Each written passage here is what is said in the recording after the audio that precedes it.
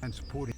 Video games have spectacular graphics, capable of transporting you to incredibly detailed cities, heart-racing battlegrounds, magical worlds, and breathtaking environments.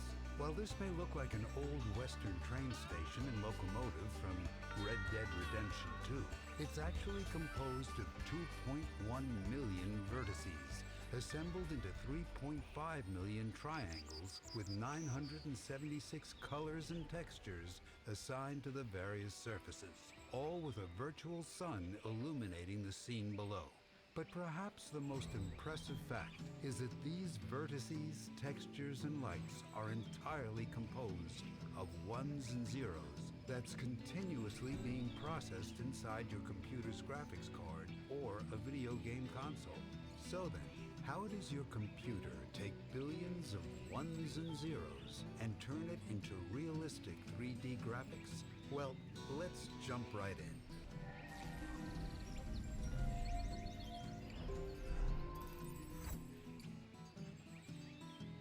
The video game graphics rendering pipeline has three key steps: vertex shading, rasterization, and fragment shading.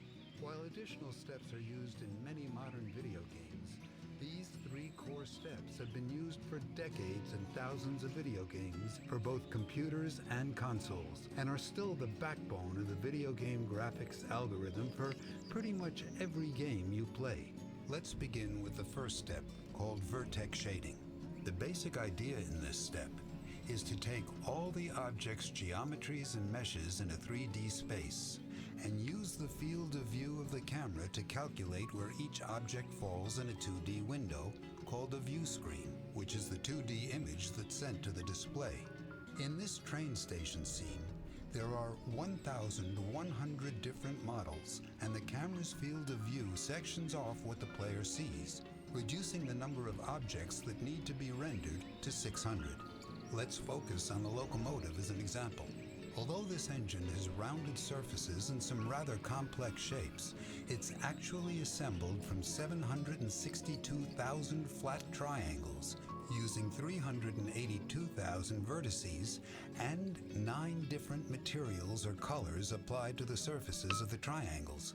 Conceptually, the entire train is moved as one piece onto the view screen, but actually each of the train's hundreds of thousands of vertices are moved one at a time. So let's focus on a single vertex. The process of moving a vertex, and by extension the triangles, from a 3D world onto a 2D view screen is done using 3 transformations. First, moving a vertex from model space to world space, then from world space to camera space, and finally from the perspective field of view onto the view screen. To perform this transformation, we use the X, Y, and Z coordinates of that vertex in modeling space. Then the position, scale, and rotation of the model in world space, and finally, the coordinates and rotation of the camera and its field of view. We plug all these numbers into different transformation matrices and multiply them together, resulting in the X and Y values of the vertex on the view screen, as well as a Z value or depth, which we'll use later to determine object blocking. After 3 vertices of the train are transformed using similar matrix math, we get a single triangle moved onto the view screen. Then the rest of the 382,000 vertices of the train and the 2.1 million vertices of all the 600 objects in the camera's field of view undergo a similar set of transformations, thereby moving all 3.5 million triangles onto a 2D view screen. This is an incredible amount of matrix math, but GPUs and graphics cards and video game consoles are designed to be triangle mesh rendering monsters, and thus have evolved over decades to handle millions of triangles every few milliseconds. For example, This GPU has 10,000-ish cores designed to efficiently execute up to 35 trillion operations of 32-bit multiplication and addition every second. And by distributing the vertex coordinates and transformation data among each of the cores, the GPU can easily render the scene, resulting in 120 or more frames a second. Now that we have all the vertices moved onto a 2D plane, the next step is to use the 3 vertices of a single triangle and figure out which specific pixels on your display are covered by that triangle. This process is called rasterization. A 4K monitor or TV has a resolution of 3840 by 2160, yielding around 8.3 million pixels. Using the X and Y coordinates of the vertices of a given triangle on the view screen, your GPU calculates where it falls within this massive grid and which of the pixels are covered by that particular triangle. Next, those pixels are shaded using the texture or color assigned to that triangle. Thus, with rasterization, we turn triangles into fragments, which are groups of pixels that come from the same triangle and share the same texture or color. Then, we move on to the next triangle and shade in the pixels that are covered by it, and continue to do this for each of the 3.5 million triangles that were previously moved onto the view screen. By applying the red, blue, and green color values of each triangle to the appropriate pixels, the 4K image is formed in the frame buffer and sent to the display. You're probably wondering how we account for triangles that overlap or block other triangles. For example, the train is blocking the view of much of the train station. Additionally, the train has hundreds of thousands of triangles on its backside that are sent through the rendering pipeline, but obviously don't appear in the final image. Determining which triangles are in front is called a visibility problem and is solved by using a Z-buffer or depth buffer. A Z-buffer adds an extra value to each of the 8.3 million pixels corresponding to the distance or depth that each pixel is from the camera. In the previous step, when we did the vertex transformations, we ended up with X and Y coordinates, but then also got a Z value that corresponds to the distance from the transformed vertex to the camera. When a triangle is rasterized, it covers a set of pixels, and the Z value or depth of the triangle is compared with the values stored in the Z buffer. If the triangle's depth values are lower than those in the Z buffer, meaning the triangle is closer to the camera, then we paint in those pixels using the triangle's color and replace the Z buffer's values using that triangle's Z values. However, let's say a second triangle comes along with Z values that are higher than those in the Z buffer, meaning the triangle is further away. We just throw it out and keep the pixels from the triangle that was previously painted with lower Z values. Using this method, only the closest triangles to the camera with the lowest Z values will be displayed on the screen. By the way, here's the image of the Z or depth buffer, wherein black is close and white is far. Note that because these triangles are in 3D space, the vertices often have 3 different Z values, and thus each individual pixel of the triangle needs its Z value computed using the vertex coordinates. This allows intersecting triangles to properly render out their intersections pixel by pixel. One issue with rasterization in these pixels is that if the triangle cuts at an angle and passes through the center of the pixel, then the entire pixel is painted with that triangle's color, resulting in jagged and pixelated edges. To reduce the appearance of these jagged edges, graphics processors implement a technique called super sampling anti-aliasing. With SSAA, 16 sampling points are distributed across a single pixel. And when a triangle cuts through a pixel, depending on how many of the 16 sampling points the triangle covers, a corresponding fractional shade of that color is applied to the pixel, resulting in faded edges in the image and significantly less noticeable pixelization. One thing to remember is that when you're playing a video game, your character's camera view, as well as the objects in the scene, are continuously moving around. As a result, the process and calculations within vertex shading, rasterization, and fragment shading are recalculated every single frame once every 8.3 milliseconds for a game running at 120 frames a second. Let's move on to the next step, which is fragment shading. Now that we have a set of pixels corresponding to each triangle, it's not enough to simply paint by number to color the pixels. Rather, to make the scene realistic, we have to account for the direction and strength of the light or illumination, the position of the camera, reflections, and shadows cast by other objects. Fragment shading is therefore used to shade in each pixel with accurate illumination to make the scene realistic. As a reminder, fragments are groups of pixels formed from a single rasterized triangle. Let's see the fragment shader in action. This train engine is mostly made of black metal, and if we apply the same color to each of its pixel fragments, we get a horribly inaccurate train. But once we apply proper shading, such as making the bottom darker and the top lighter, and by adding in specular highlights or shininess where the light bounces off the surface, we get a realistic black metal train. Additionally, as the sun moves in the sky, the shading on the train reflects the passage of time throughout the day. And if it's night, the materials and colors of all the objects are darker and illuminated from the light of the fire. Even video games such as Super Mario 64, which is almost 30 years old, have some simple shading where the colors of surfaces are changed by the lighting and shadows in the scene. So let's see how fragment shading works. The basic idea is that if a surface is pointing directly at a light source such as the sun, it's shaded brighter, whereas if a surface is facing perpendicular to or away from the light, it's shaded darker.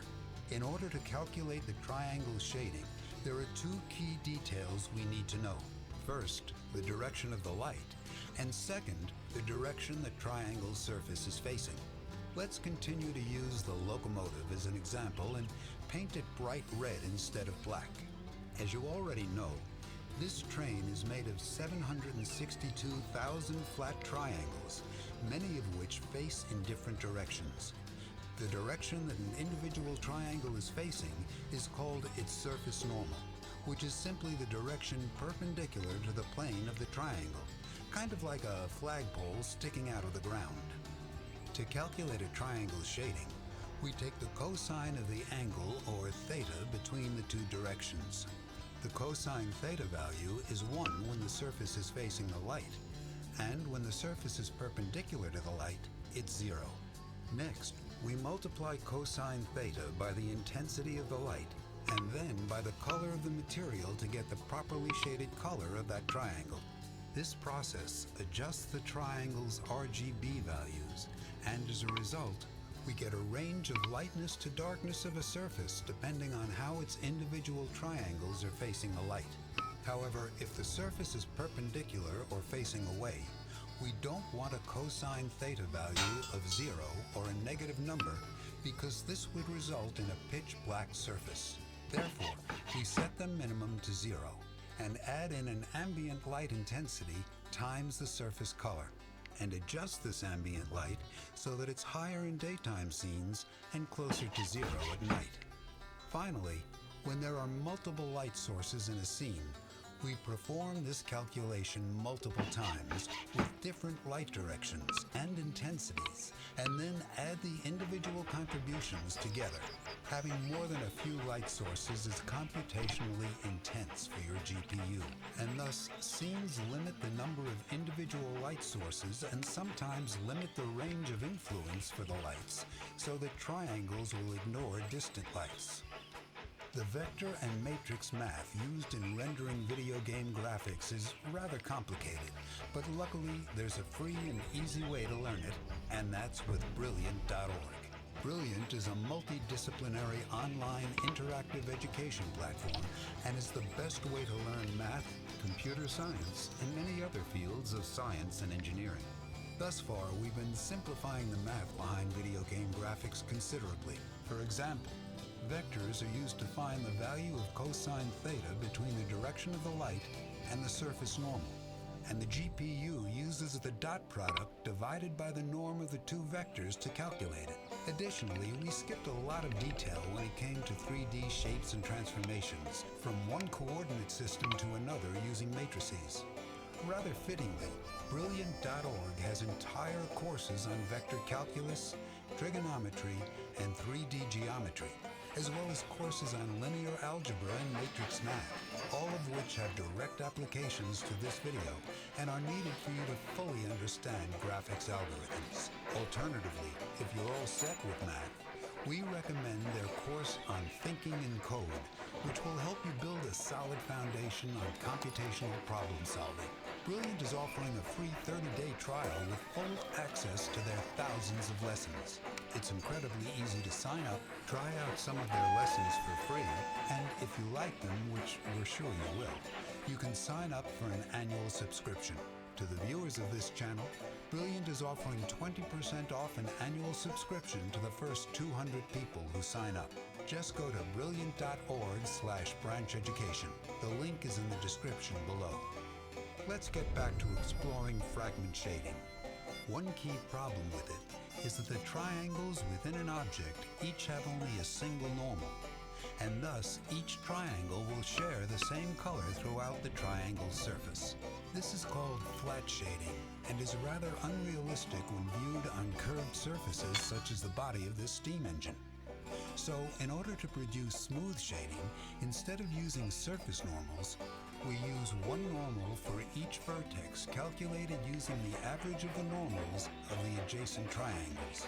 Next, we use a method called barycentric coordinates to produce a smooth gradient of normals across the surface of a triangle. Visually, it's like mixing three different colors across a triangle, but instead we're using the three vertex normal directions. For a given fragment, we take the center of each pixel and use the vertex normals and coordinates of the pre-rasterized triangle to calculate the barycentric normal of that particular pixel.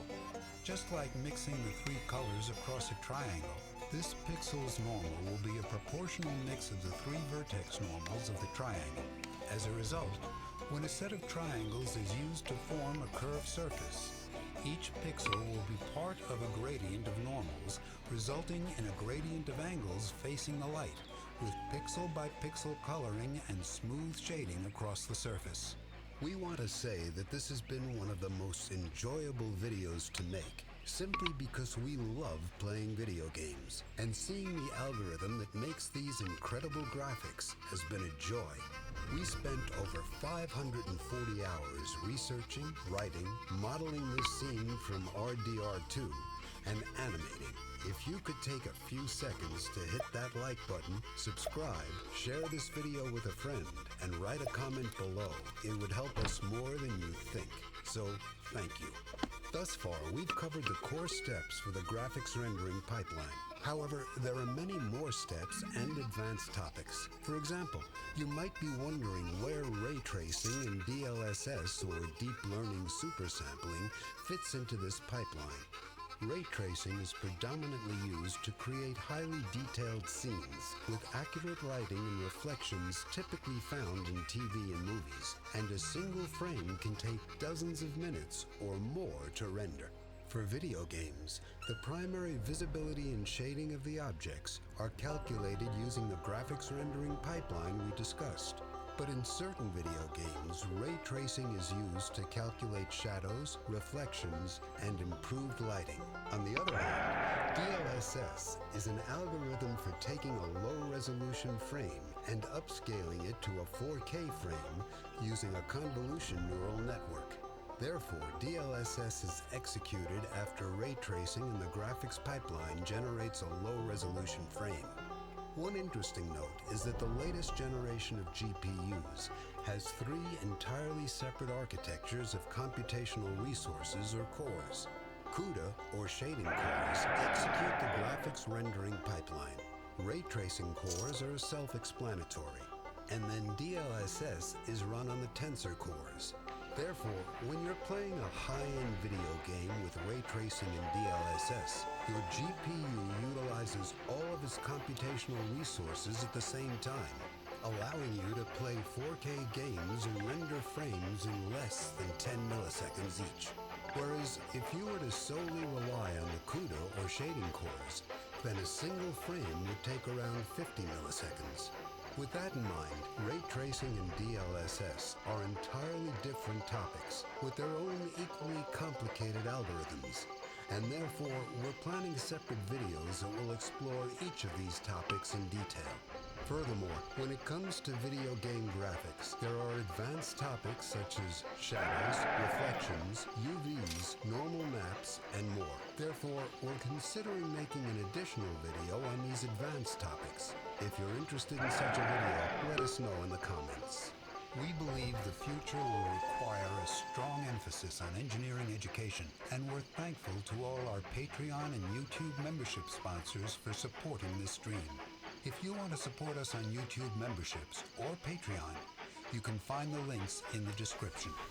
This is Branch Education, and we create 3D animations that dive deeply into the technology that drives our modern world. Watch another Branch video by clicking one of these cards, or click here to subscribe. Thanks for watching to the end.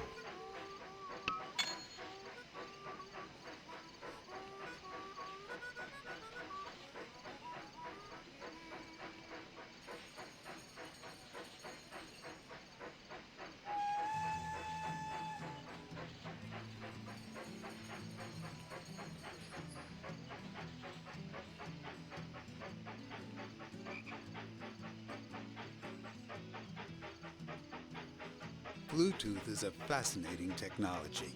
For example, when you play music on your wireless headphones,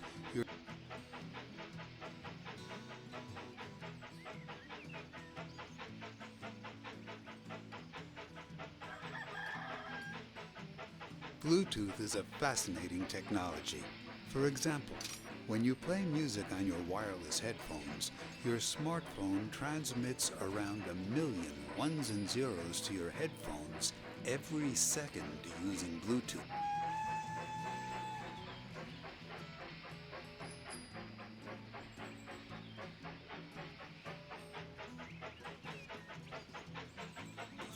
But how are 1 million or so ones and zeros wirelessly transmitted every single second between your smartphone and your wireless earbuds? In order to answer this question, we're going to explore the engineering behind Bluetooth and the principles of wireless communication. Before we get into the details and specifics of Bluetooth, let's start with an analogy. When you see a traffic light change color, you recognize what that color change means. The traffic light uses a section of the electromagnetic spectrum, or light, to convey information. The green light has a wavelength of around 540 nanometers, yellow around 570 nanometers, and red around 700 nanometers. Your eyes can easily distinguish between these different wavelengths of light, and your brain interprets these different wavelengths and the information they convey. Your smartphone and wireless earbuds communicate using electromagnetic waves in a rather similar fashion, but utilizing a different section of the spectrum. Specifically, Bluetooth uses waves that are around 123 millimeters in wavelength. They are invisible to the human eye and can generally pass through obstructions like walls, rather like visible light passing through glass. When your smartphone sends a long string of binary ones and zeros to your earbuds, it communicates these ones and zeros by designating a wavelength of 121 millimeters as a 1 and a wavelength of 124 millimeters as a 0, similar to the 540 nanometer green and the 700 nanometer red colors of the traffic light. Your smartphone's antenna generates these two wavelengths and switches back and forth between them at an incredible rate of about 1 million times a second. With this process of switching between the two wavelengths, kind of like switching between the red and green traffic lights, your smartphone can communicate around 1 million ones and zeros every single second to your earbuds. And amazingly, engineers have designed the antenna and circuitry in your earbuds and smartphone to be attuned to sensing and transmitting these wavelengths back and forth to one another. Before we dive into further details on Bluetooth, let's briefly explore and clarify these visualizations because they're potentially rather confusing. First of all, electromagnetic waves do not travel in a single direction in a sinusoidal fashion like this. In fact, the electromagnetic waves that are transmitted from your smartphone travel out in all directions like an expanding sphere. When your smartphone switches between frequencies, it's as if it were a light bulb that rapidly changes between two different frequencies of millimeter-length electromagnetic waves, which travel out as expanding spheres. As a result, your smartphone and wireless headphones can work in any direction. Thus, this visualization of a directional sinusoidal wave is lacking, yet there are still merits to the visualization. In order to give you a sense of how Bluetooth works, we're going to use 4 different visualizations that are all different perspectives of looking at the same invisible thing. Here we have the sinusoid waves, which give us a sense of the frequency and wavelength of the electromagnetic wave. What's moving up and down is not the wave itself, but rather it's the strength of the electric field. This perspective just shows us a directional sliver or ray of the expanding sphere with the electric field going up and down as the Bluetooth signal propagates outwards in all directions. If we were to measure the electric field at a single point in space, we would find that the strength of the electric field would increase and decrease sinusoidally, and the number of peaks per second would be the frequency.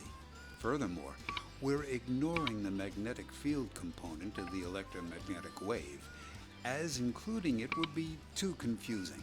Let's move on to the second visualization. Here we have the traveling binary numbers, which give us a sense of the data being sent. However, it also doesn't show the spherical propagation of the electromagnetic waves or the changing frequency of the wave. Note that it's possible to send multiple bits at the same time, which we'll explore later.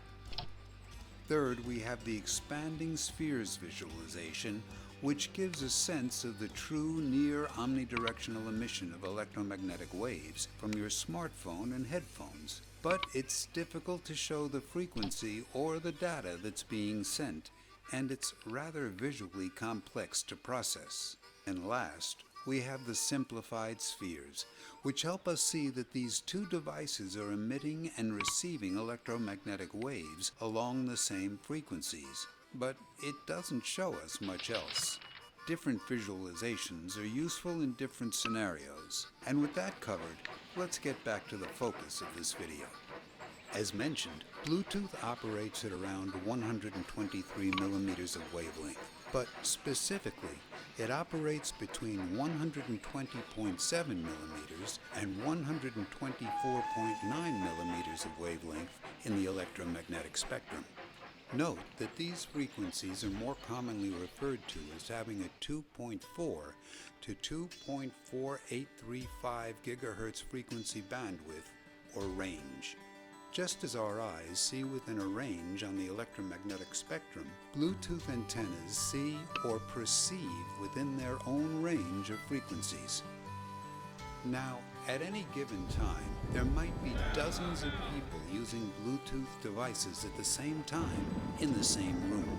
To accommodate so many users, this section of the electromagnetic spectrum is broken up into 79 different sections or channels, with each channel having a specific wavelength for a 1 and another for a 0. And at any given moment, your smartphone and earbuds communicate across just one of these channels. For example, these are the frequencies for a 1 and a 0 in channel 38, whereas these are the frequencies for channel 54. Now, this begs the question, if dozens of devices are using the same wavelengths and possibly the same channel, how do your earbuds receive long strings of binary bits or messages from your phone exclusively?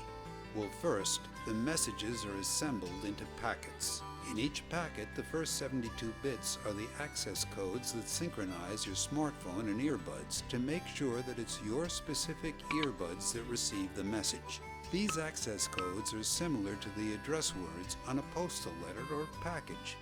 The next 54 bits are the header, which provides details to the information being sent, which in our analogy can be equated to the size of the letter or the box. And the last 500 bits are the actual information or payload, kind of like the contents of our postal letter or box, which in this case are the digital ones and zeros that make up the audio that you're listening to. If you're wondering how audio can be represented by ones and zeros, take a look at this episode on audio codecs. Okay, so now let's add more complexity to the mix. As mentioned, Bluetooth operates in a set of 79 different channels. However, when your smartphone and earbuds communicate, they don't stick to a single channel, but rather they hop around from channel to channel, kind of like channel surfing on your TV. In fact, this hopping between the 79 channels, which is called frequency hopping spread spectrum, happens 1,600 times a second, and after each hop, one packet of information composed of the address, header, and payload is sent between your smartphone and earbuds. Your smartphone dictates the sequences of channels it will hop to, and your earbuds follow along. Furthermore, if one of the 79 channels is noisy due to interference or is crowded with other users, then your smartphone adapts and doesn't use that channel until the noise clears. This channel hopping also prevents anyone from eavesdropping on the information that's being sent between the two devices, because only your smartphone and earbuds know the sequence of channels that they will communicate across. Interestingly, because the information is divided and sent using packets, if your earbuds don't receive one of the thousands of packets, it says it didn't receive that particular one, and your smartphone sends the packet again. It might seem crazy or mind-blowing that the circuitry in your phone can generate pulses of electromagnetic waves 1,000,000 times a second at very specific frequencies, and then have these pulses received and decoded by your earbuds. But hey, it happens. Just think about how your screen has millions of pixels, also emitting specific frequencies and strengths of the electromagnetic spectrum, or light at around 30 to 60 or more times a second. Technology is fascinating.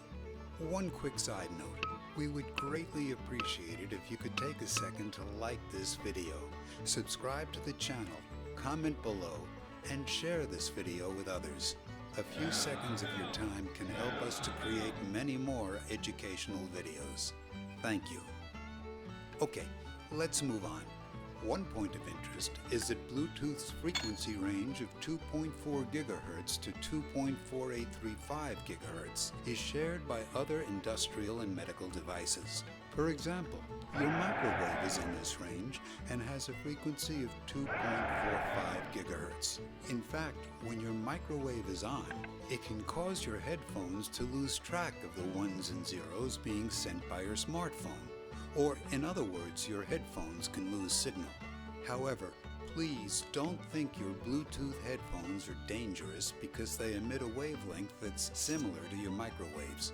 That would be like comparing the light output from stadium floodlights to the light from your smartphone screen, and saying that because they both use the same colors of light, they'll both cause damage when stared at from a foot away.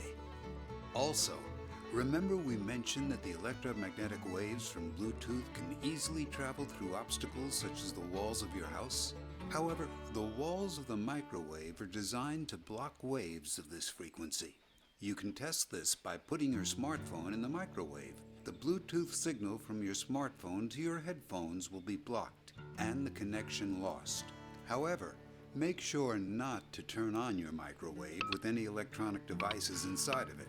I repeat, do not turn on your microwave, otherwise it will damage whatever electronics you put into it. In addition to microwave ovens, 2.4 gigahertz Wi-Fi networks also operate within this range of the electromagnetic spectrum. Similar to Bluetooth, Wi-Fi networks divide this range or bandwidth into 14 channels in order to accommodate multiple users communicating via Wi-Fi at the same time. You might be wondering, if there are a bunch of different devices all sharing similar frequencies, one of them being a microwave that, if poorly shielded, can emit stray electromagnetic waves, how is it possible for your smartphone and headphones to send megabits of data every second, error-free? Well, as mentioned earlier, your smartphone does this by frequency hopping and utilizing packets. In addition to that, Bluetooth also utilizes bits for detecting errors, and the circuitry in your smartphone filters out unwanted noise. For a non-technical understanding of this, let's go back to our traffic light analogy. When you're driving and you see a traffic light, it's not like that's the only thing you can see. Your eyes perceive a rather complex scene filled with tons of other objects. Your brain interprets this information-filled scene and picks out the information important to you, while ignoring all the objects that aren't. Similarly, your smartphone and wireless headphones have rather complicated circuitry inside a specialized Bluetooth microchip that's designed and tested by engineers, which filters out unwanted signals, checks for errors, coordinates the frequency hopping, and assembles the information into packets, thereby enabling reliable and secure communication. Before we move on to some higher-level engineering concepts, we'd like to take a few seconds to thank Kioxia for sponsoring this video. Many Bluetooth devices, such as mobile phones and tablets, use Kioxia BiCS flash memory.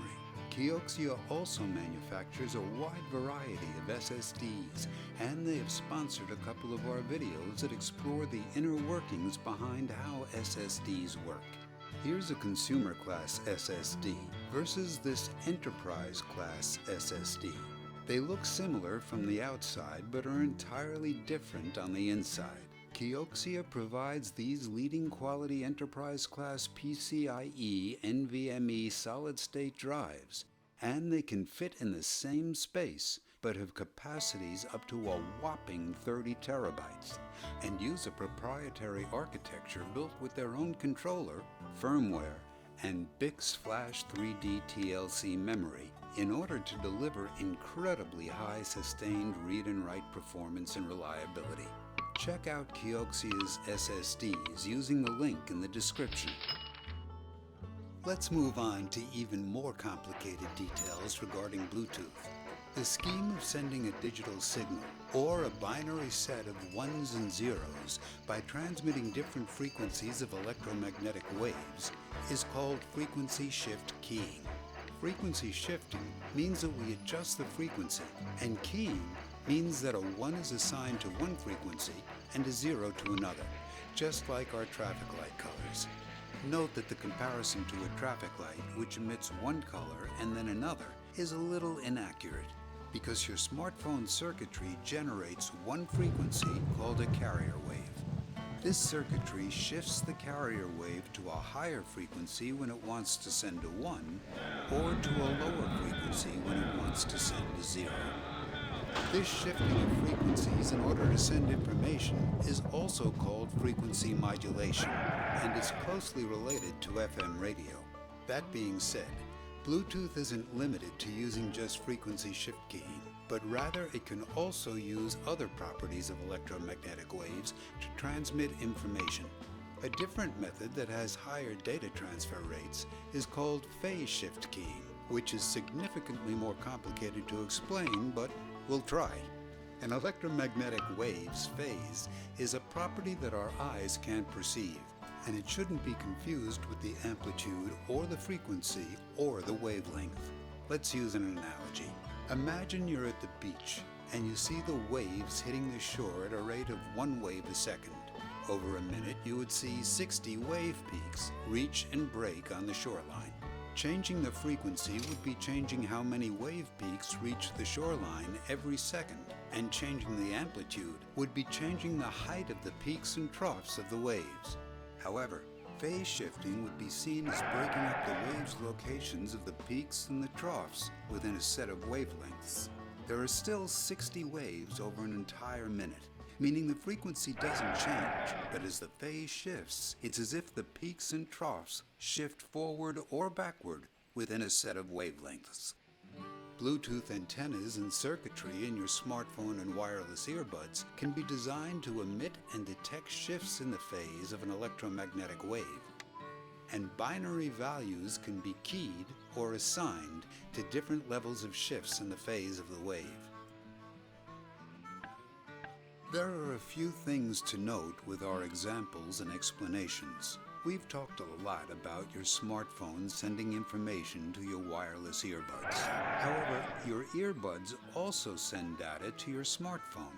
For example, when you're on a phone call using your earbuds, the audio from the microphone in your wireless headphones is obviously sent back to your smartphone.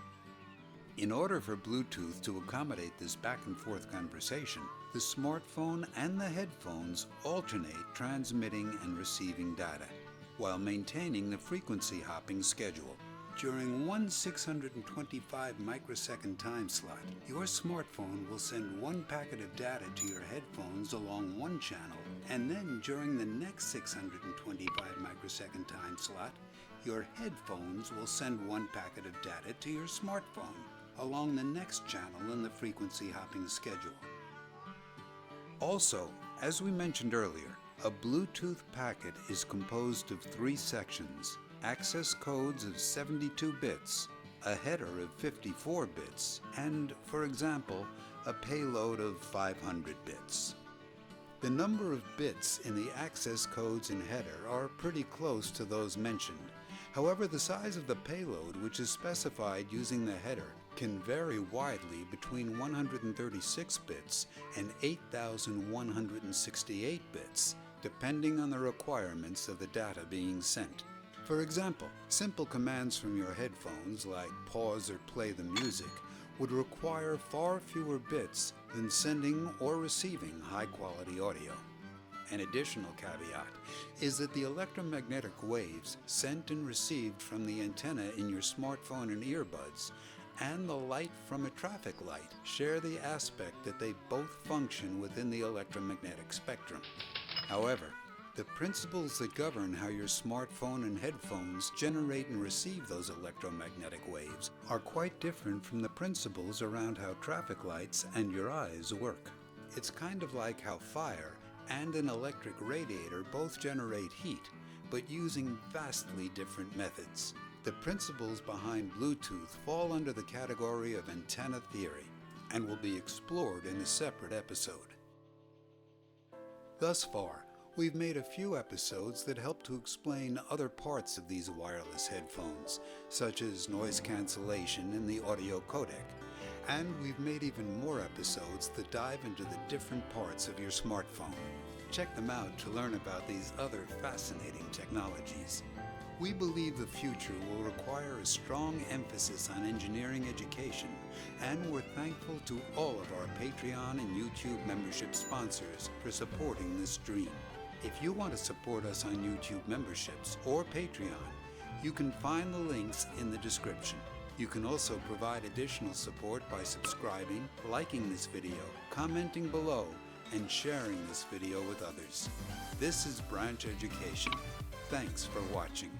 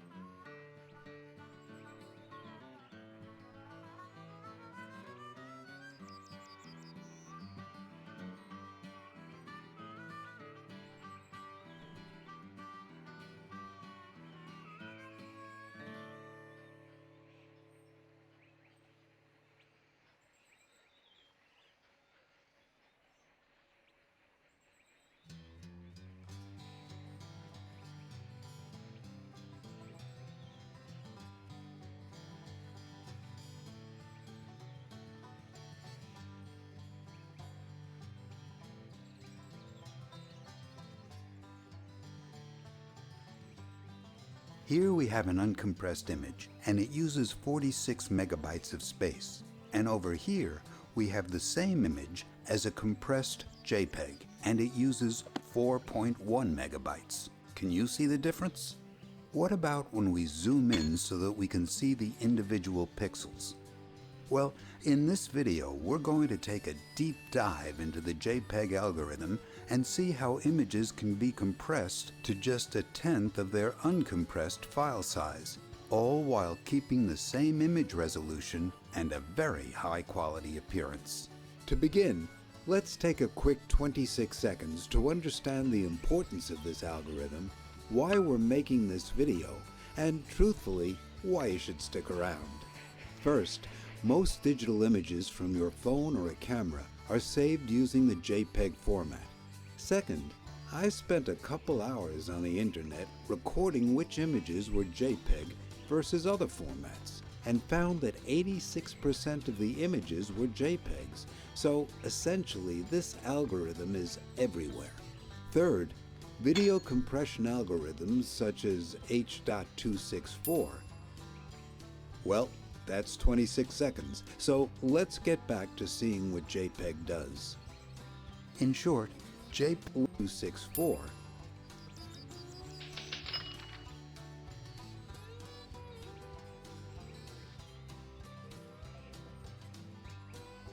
Well, that's 26 seconds, so let's get back to seeing what JPEG does.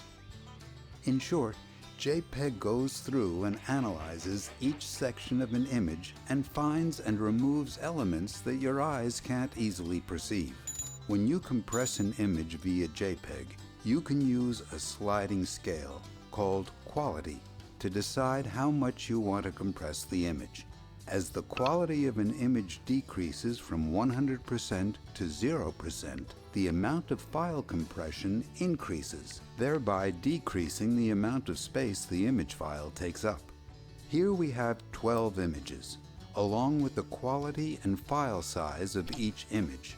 As we continue to compress the image, we can see that the picture's resolution or number of pixels stays the same, but eventually we get these defect squares, which are technically called artifacts. Let's take the 90% image and the 10% image and zoom in. Here we can see the inner workings of the JPEG compression hard at work. But wait, how exactly does JPEG work? Well, that's the focus of this video, so let's dive right in. The JPEG compression algorithm is composed of 5 key steps, each with a rather complicated name. But before we dive into the details, it's first important to understand the reason why JPEG works. Human eyes are not perfect. They have their nuances, and JPEG exploits these nuances to remove information that our eyes are not great at perceiving. For example, in the human eye there are 2 different types of light-receptive cells, rods and cones. Rods are not color sensitive and are critical for seeing in low light conditions, whereas cones, with their color receptors of red, green, and blue, are color sensitive. Furthermore, in each eye, there are 100 million rod cells, whereas there are only 6 million cone cells, and as a result, your eyes are far more receptive to the brightness and darkness of an image, which is called luminance, and far less receptive to the colors contained in that image, which is called chrominance. Take this image of some tulips, for example. The black and white version that shows only the luminance appears to be just as detailed as the full-colored image. However, when we look at just the color alone, or the chrominance, that same image appears significantly less detailed. So let's see how the JPEG algorithm exploits the nuance of the human eye. The first step is color space conversion. See, the original image is composed of pixels, and every pixel has a red, green, and blue component, each with a value from 0 to 255. And the combination of these 3 values of R, G, and B results in a color for a single pixel. The process of color space conversion takes these 3 R, G, and B values for every single pixel and calculates 3 new values, luminance, blue chrominance, and red chrominance, abbreviated Y, CB, and CR. This process is reversible, and no data is removed during the conversion. However, the next step, called chrominance downsampling, removes a considerable amount of data. Remember how we said that our eyes are bad at detecting color or chrominance versus brightness or luminance? Well, in downsampling, we take both the blue and red chrominance component images and divide the component images into 2x2 blocks of pixels. Then we calculate the average value for each block, remove the repetitive information, and shrink the image so each average value of the 4-pixel block takes up a single pixel. As a result, the information that our eyes are poor at perceiving, the red and blue chrominance component images, are shrunk to 1/4 of the original size, but the luminance remains the same. Now, with just 2 steps, the image is half the original size. Note that when reassembling the picture, the blue and red chrominance images are rescaled to match the size of the luminance component, with the RGB values being recalculated from luminance, blue chrominance, and red chrominance. And because the luminance changes from pixel to pixel, the recalculated RGB values can change from pixel to pixel as well. The next 2 steps are definitely a little more complicated, and they're called discrete cosine transform, or DCT, and quantization. Together, these 2 steps also remove information, but they do it by exploiting the fact that our eyes aren't good at perceiving high-frequency elements within images. What does that mean? Well, let's take a look at this picture of the woods. Our eyes are great at seeing the edge of a tree or the outline of a rock. But when it comes to focusing on and distinguishing high-frequency color data, such as single blades of grass, individual leaves in a cluster of leaves, or variations in the shadows created by the leaves of a tree, our eyes can't really pick out the details. Furthermore, most nature or landscape photography has portions of the image that are out of focus, and removing high-frequency color variation to create smoother textures is unnoticeable. So then, how does the JPEG algorithm exploit the nuance of the human eye? Well, essentially, the discrete cosine transform and quantization steps go through each section of the image and find areas that have a high frequency of alternating chrominance or luminance. These elements that our eyes aren't able to perceive are then removed. This process is rather complicated, but bear with us. Let's use the luminance component image as our example.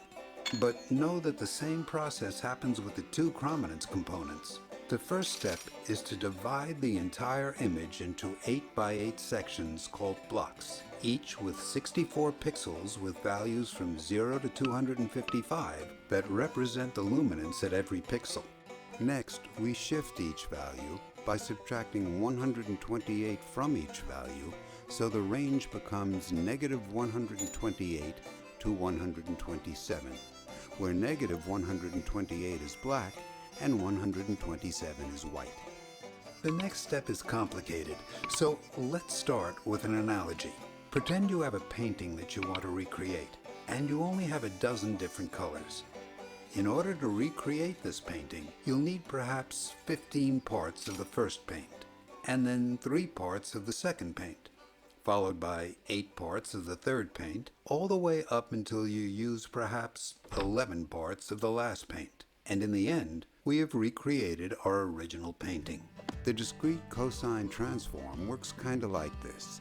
However, instead of paint, we use these 64 base images. And just like in our analogy, we can rebuild any block of 64 pixels using a combination of these 64 base images, with each image multiplied by a value or a constant saying how much of that base image is used. Thus, this 64 pixel block, each containing a value, is transformed into 64 values or constants that represent how much of each base image is used. Let's take this letter A, for example. We can rebuild this letter A using this set of 64 base images with a constant multiplied by each base image. We add up all the base images times their respective constant, and as a result, we get this letter A. Nothing in DCT actually compresses or shrinks the image, but the next step, quantization, does. So how does quantization work? Well, here we have our table of constants corresponding to the utilization of each base image. The next step is to divide each value in the table of constants by the corresponding value in the quantization table and round each result to the closest integer. This quantization table has higher numbers in the bottom right, where the high-frequency data that your eyes aren't great at perceiving is located, and smaller numbers in the top left, where more distinct patterns are located. After we divide each constant by the corresponding value in the quantization table and round to the nearest integer, our block's data looks like this. It has just a few numbers and a lot of zeros. In this step, we're throwing away data, but really, we're just throwing away data that our eyes don't perceive. So we can't even tell the difference. We also use a second quantization table with the chrominance values that are larger, and thus we generate even more zeros in the resulting table. In essence, throughout the discrete cosine transform and quantization steps, the entire image uses a set of 64 base images, which are always the same, and two quantization tables, one for luminance and the other for chrominance, in order to transform every 8x8 block of pixels into just a few numbers and a whole bunch of zeros. The last step is called run length and Huffman encoding, and in it we list all the values for every block in both the luminance and chrominance images. However, when we list the numbers, we use a zigzag pattern like this, because it's more likely that the non-zero numbers will be found up here. Next, we use a run length encoding algorithm where we list the numbers, and then instead of listing all the zeros, we just say how many zeros there are. Perhaps you can see that this list of just a couple dozen numbers is far more compressed than 64 pixels being represented each by a number from 0 to 255.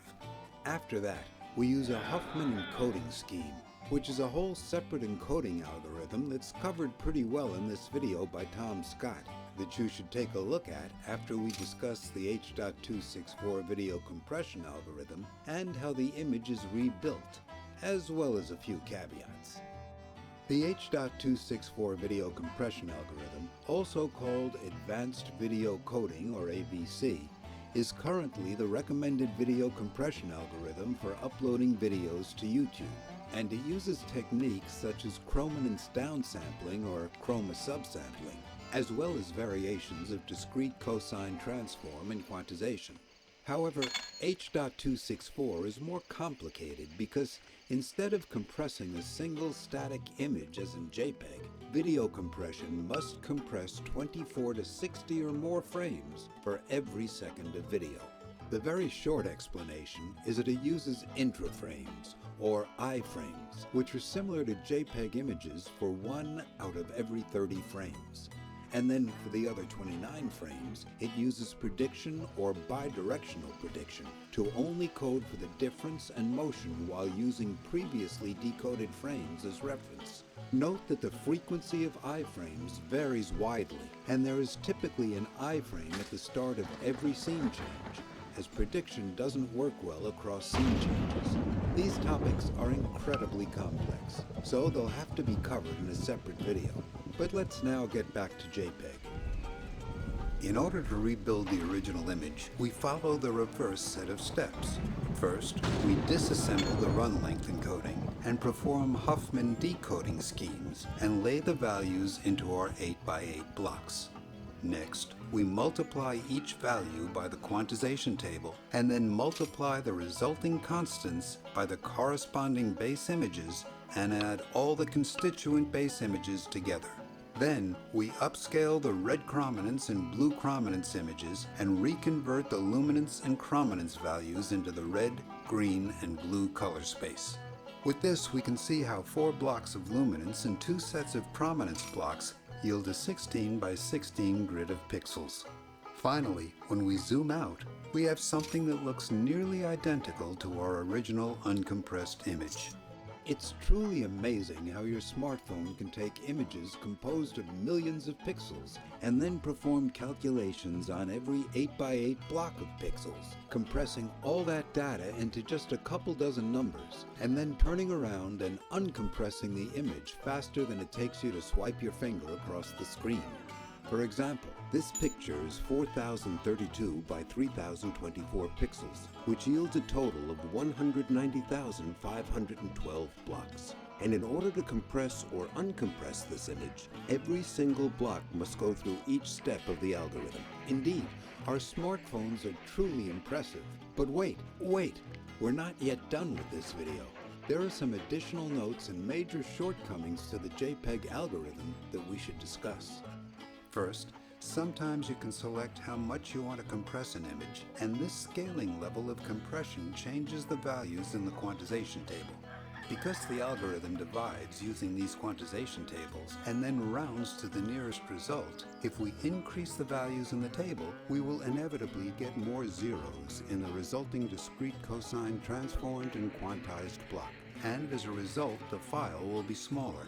However, with too much compression, you get artifacts or issues with the compressed image that look like blurry splotches on the edges of square blocks.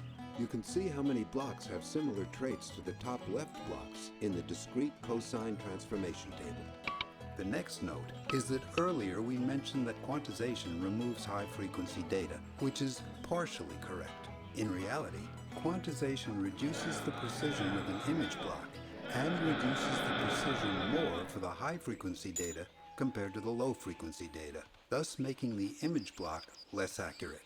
The third note is that JPEG is great at compressing pictures taken from a camera because natural world pictures tend to have a lot of smooth textures, and because no camera is perfectly in focus, it's hard to tell the difference between the uncompressed and compressed image. However, it doesn't perform well at compressing vector graphics like this. And in fact, you get rather noticeable artifacts close to the boundary lines in vector graphics. This is because the JPEG algorithm needs to reconstruct these straight lines using the base images, which don't work perfectly when the data is compressed. Therefore, it's recommended not to compress vector graphics using the JPEG algorithm.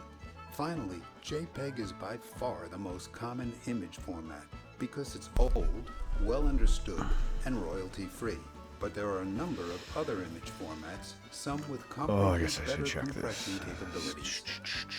Audio, check. This video is sponsored by Brilliant, a website and app that teaches you all kinds of STEM topics in hands-on, interactive ways. From the basics, such as foundational math or computer science fundamentals, all the way to complex topics such as astrophysics and quantum computing. In this video, we just scratched the surface of algorithms by showing you the inside of one algorithm. But if you want to learn more about the algorithms that run our technology-filled world, we recommend you look at Brilliant's course on algorithm fundamentals. Brilliant uses interactive courses to bring explanations, and thus your understanding, to the next level. Textbooks, boring lectures, and PowerPoint presentations are out, and fun animations and interactives are in. For the viewers of this channel, Brilliant is offering 20% off an annual subscription to the first 200 people to sign up. Just go to brilliant.org/brancheducation and you can find that link in the description below. Thank you again to Brilliant for sponsoring this video. That's pretty much it for the JPEG compression. We believe the future will require a strong emphasis on engineering education, and we're thankful to all of our Patreon and YouTube membership sponsors for supporting this stream. If you want to support us on YouTube memberships or Patreon, you can find the links in the description. Also remember to subscribe, comment below, and share this video with others. This is Branch Education. Thanks for watching to the end.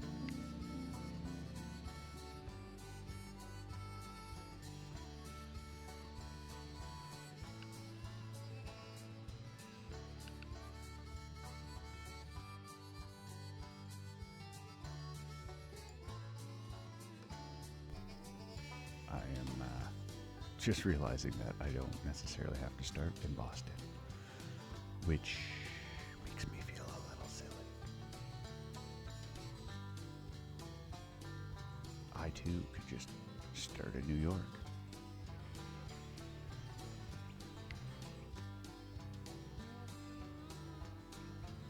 Could start at this dairy farm, right? It's a fucking dairy farm. Starting to lose my patience, apparently. getting a little miffed. It's my own fault. I mean, I haven't played this in forever. I was never really good at the second one either. But I do enjoy Sid Meier's Railroads. Yeah, obviously as fuck too. Alright, well,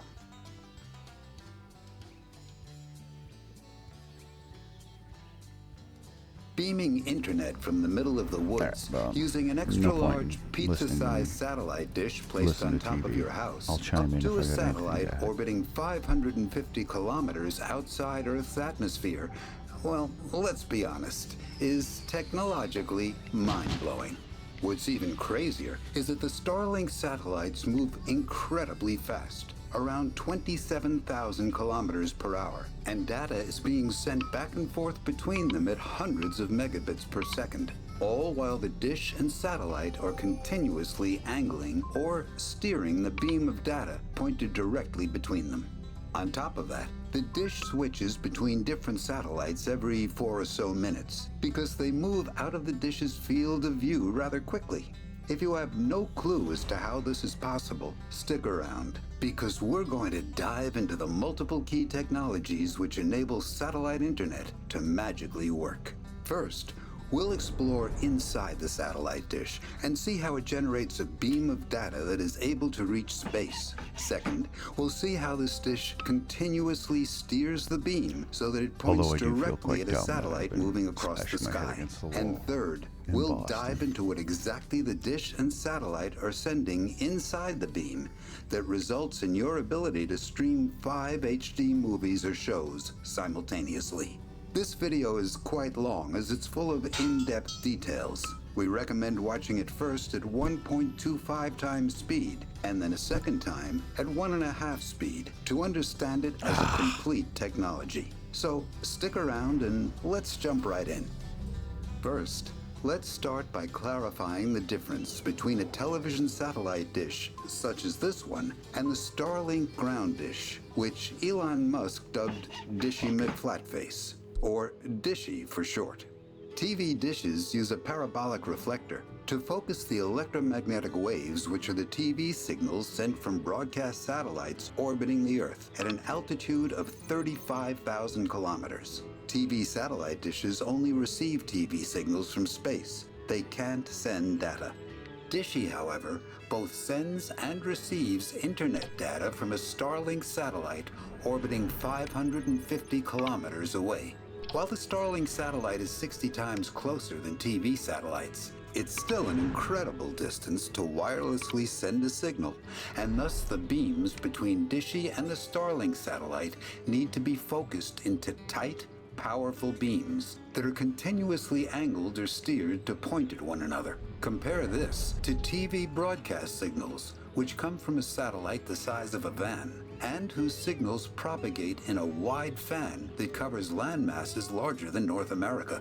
Table-sized Starlink satellites, however, need to be in a low Earth orbit to provide for 20 millisecond latencies, which is critical for smoothly playing internet games or surfing the web, and as a result, their coverage is much smaller.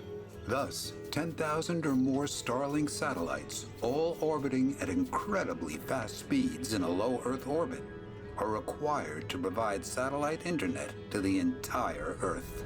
Let's now open up Dishy McFlatface. At the back, we have a pair of motors and an Ethernet cable that connects to the router. Note that these motors don't continuously move Dishy to point directly at the Starlink satellite. They're used only for initial setup to get the dish pointed in the proper general direction. Opening up Dishy, we find an aluminum structural backplate, and on the other side we find a massive printed circuit board or PCB. One side has 640 small microchips and 20 larger microchips organized in a pattern with very intricate traces fanning out from the larger to smaller microchips, along with additional chips including the main CPU and GPS module on the edge of the PCB. On the other side are 1,400-ish copper circles with a grid of squares between the circles. On the next layer, there's a rubber honeycomb pattern with small, notched copper circles, and behind that, we find another honeycomb pattern, and then the front side of Dishy. So, what are we looking at? Well, in essence, we have 1,280 antennas arranged in a hexagonal honeycomb pattern, with each stack of copper circles being a single antenna controlled by the microchips on the PCB. This massive array works together in what's called a phased array in order to send and receive electromagnetic waves that are angled to and from a Starlink satellite orbiting 550 kilometers above. Let's zoom in and see how a single antenna operates. Here we have an aperture-coupled patch antenna composed of 6 layers, most of which are inside the PCB. It looks very different from the antenna of an old-school radio and is honestly incredibly complicated. So let's simplify it. We'll remove a few of the layers for now and step through the basic principles of how we generate an electromagnetic wave that propagates out from this antenna. To start, at the bottom we have a microstrip transmission line feed coming from one of the small microchips. This transmission line feed is just a copper PCB trace or wire that abruptly ends under the antenna stack. We send a 12 gigahertz high-frequency voltage or signal to the feed wire, which is a voltage that goes up and down in a sinusoidal fashion, going from positive to negative and back to positive once every 83 picoseconds, 12 billion times a second, or 12 gigahertz. Note that high-frequency electricity works differently from direct current or low-frequency 50 or 60 hertz household electricity. For example, above the copper feed wire, we have a copper circle with notches cut into it called an antenna patch. With DC or low-frequency alternating current, there wouldn't be much happening because the patch is isolated. But with a high-frequency signal, the power sent to the feed wire is coupled or sent to the patch. How exactly does this happen? Well, as mentioned earlier, a 12 gigahertz signal is applied to the copper feed wire. When the voltage is at the bottom of its sinusoidal or trough, we have a concentration of electrons pushed to the end of the feed wire, thus creating a zone of negative charge, which corresponds to the maximum negative voltage. This concentration of electrons on the tip of the wire repels all electrons away, including the electrons on the top of the patch, and as a result, these electrons are pushed to the other side of the circular patch. Thus, one side of the patch becomes positively charged, while the other becomes negatively charged, thereby creating electric fields between the patch and feed wire, like so.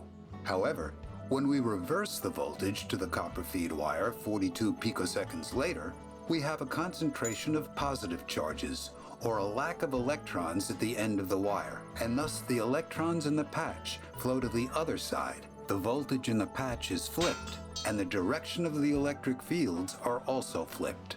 Because the feed wire voltage oscillates back and forth 42 picoseconds between one peak and trough, the electric fields in the patch will also oscillate as the electrons, or current, flows back and forth.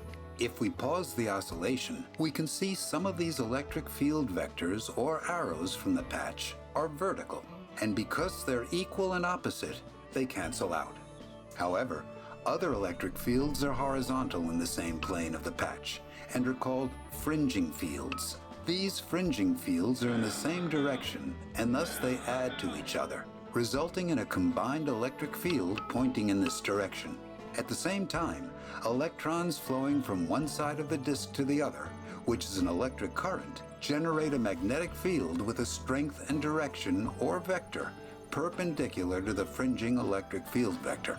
As a result, we have an electric field pointing one way and a magnetic field pointing perpendicular to that. Let's move forward in time to where the voltage on the feed line becomes positive. And now we're at the peak of the sinusoid, 42 picoseconds later. The charge concentrations, or voltage, as well as the current, is all flipped, and thus the electric and magnetic fields point in the opposite directions. Electric and magnetic fields propagate in all directions, and by creating these oscillating fields, we've generated an electromagnetic wave, which travels in the direction perpendicular to both the electric and magnetic field vectors. Because the two sets of field vectors are not all in the same plane, but rather are curved, the propagating electromagnetic wave travels outwards in an expanding shell or balloon-like fashion, kind of like a light bulb on the ceiling. Let's simplify the visual so we can see the peak and trough, or top and bottom, of each wave, and note that the trough is just a vector pointed in the opposite direction. Additionally, the strengths of these field vectors directly relate back to the voltage and signal that we originally sent to the copper microstrip feed wire at the bottom of the stack. Which means, if we want to make these electric and magnetic fields stronger, we just have to increase the voltage sent to the feed line. It's like a dimmer on a light switch. More power equals a brighter light. Thus far, we've been talking about this aperture-coupled patch antenna as transmitting. However, it can also be used for receiving a signal. In this microchip, called a front-end module, we switch the antenna from transmit to receive and turn off the 12 GHz signal. When an electromagnetic wave from the satellite is directed towards Dishy, the electric fields from this incoming signal will influence the electrons in the copper patch, thus generating an oscillating flow of electrons. This received high-frequency signal is then coupled to the feed line where it's sent to the front-end module chip which amplifies the signal. Thus, these antennas can be used to both transmit and receive electromagnetic waves, but not at the same time. Two quick things to note. First, as seen earlier, this antenna has many more layers and is more complicated than we've discussed. For example, here are two circular patches. The bottom is used to transmit at 13 GHz, while the top to receive at 11.7 GHz. Additionally, there are two H slots and two feed wires to support circular polarization, a reflective plane in the back, and also there are multiple features for isolating the operation of one antenna from the adjacent antennas. We've included these and many more details in the creator's comments, which you can find in the English-Canadian subtitles.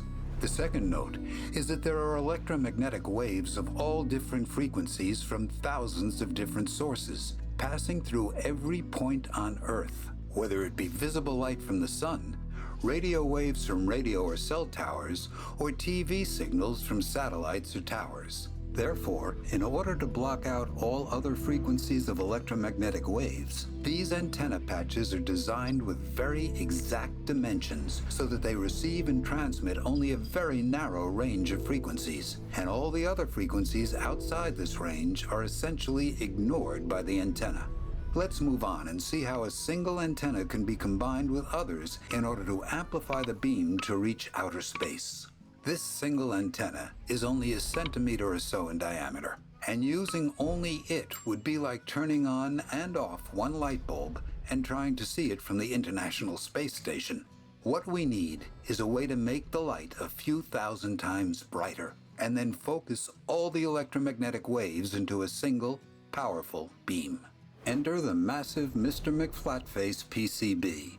55 centimeters wide, with a total of 1,280 identical antennas in a hexagonal array. The technique of combining all the antennas' power together is called beamforming. So, how does it work? Well, let's first see what happens when we have two simplified antennas spaced a short distance away. As mentioned before, one antenna generates an electromagnetic wave that propagates outwards in a balloon shape. At every single point in space, there's only one electric field vector with a strength and direction, and thus, the two antennas' oscillating electric field vectors combine together at all points in space. In some areas, the electric fields from the antennas are pointing in the same direction with overlapping peaks, and thus add together via constructive interference. And in other locations, they're opposite with one peak on one trough, and thus they cancel each other via destructive interference. We can now see that the zone where they add together constructively is far tighter or more focused than a single antenna alone. When we add even more antennas, the zone of constructive interference becomes even more focused in what is called a beam front. Thus, by adding 1,280 antennas together, we can form a beam with so much intensity and directionality that it can reach outer space. Now you might be thinking that the strength of one antenna duplicated 1,280 times over would result in a combined power of, well, 1,280 times a single antenna. But you'd be mistaken. The effective power and range of the main beam from all these antennas combined is actually closer to 3,500 times that of a single antenna. The quick explanation is that by having these patterns of constructive and destructive interference, it's as if we took a single antenna, multiplied it by 1,280, and then placed a whole bunch of mirrors around it and left only a single hole for the main beam to exit through. The long explanation requires a ton of math and physics, so let's move on. Dishy McFlatface and the Starlink satellites undoubtedly have some rather complicated science and engineering inside, and to fully comprehend it all, you have to be a multidisciplinary student. To help you do that, check out Brilliant, which is sponsoring this video. Brilliant is an amazing tool for learning. They teach a wide range of STEM topics in hands-on, interactive ways, many of which directly relate to Starlink and other cutting-edge technologies such as electric cars, quantum computers, rocketry, or neural networks. For example, they have an entire course dedicated to waves and light, and another one on gravitational physics, which will greatly help in understanding Starlink and SpaceX rockets. Brilliant is nothing like a boring textbook, but rather all the courses use interactive modules to make the lessons entertaining and to help the concepts stick in your head. To really understand today's frontier technologies and to help you become a revolutionary engineer and entrepreneur like Elon Musk, you have to be versed in a wide range of fields in science and engineering. We recommend you sign up, try out some of the lessons for free, and if you like them, which we're sure you will, sign up for an annual subscription. To the viewers of this channel, Brilliant is offering 20% off an annual subscription to the first 200 people who sign up. Just go to brilliant.org/branch education. You can find that link in the description below. Now let's continue exploring how a powerful beam can be continuously swept across the sky, and then how we fill it with hundreds of megabits of data every second. As a quick refresher from before, here's an array of 1,280 antennas, and we fed them all with the same 12 gigahertz signal in order to create a laser-like beam propagating perpendicular to Dishy. However, as mentioned earlier, we need to be able to angle this beam so that it points directly at the Starlink satellite zooming across the sky at 27,000 kilometers per hour. Using the motors isn't feasible because they would break within a month and aren't accurate enough. So the solution is to use what's called phased array beam steering. Well, let's go back to our two antenna example. Before, we were feeding the same signal to the two antennas, and thus the antennas were in phase with one another. Understanding phase is critical, so quickly, changing the height or amplitude of the signal is done by changing the power sent to the antenna, thus making the signal stronger or weaker. The frequency is how many peaks and troughs or wavelengths there are in 1 second, and changing the phase is shifting the signal left or right. Phase shifting is measured in degrees between 0 and 359, because if we shift the signal 360 degrees, or 1 full wavelength, then we're back at the beginning, exactly as if we were to loop around a circle. For example, here's a signal with a 45-degree phase shift. Here's another with a 180-degree shift, and then another with a 315-degree shift. Your eyes can't see differences in phase-shifted visible light. However, high-tech circuitry such as what's inside Dishy is really good at detecting and working with phase shifts. So then, how do we use phase shifting to angle the beam and have it point directly at the satellite? The solution is to phase shift the signal sent to one antenna with respect to the other antenna, and as a result, the timing of the peaks and troughs emitted from one antenna is different from the other. These peaks and troughs propagate outwards, and the location of the constructive interference is now angled to the left, with destructive interference everywhere else. If we change the phase of the antennas again, the zone of constructive interference is angled to the right. Therefore, by continuously changing the phase of the signals sent to the antennas, we can create a sweeping zone of constructive interference. Let's bring in 6 more antennas and simplify the visual so that we only see a section of the peaks from each wave. Far away from the antennas, the waves join to form a wavefront that is a planar wave, kind of like ocean waves crashing on a shoreline. Just as before, by continuously changing the timing of when each wave peak is emitted by each antenna, we can change the angle at which the wavefront is formed, essentially steering the beam in one direction or another.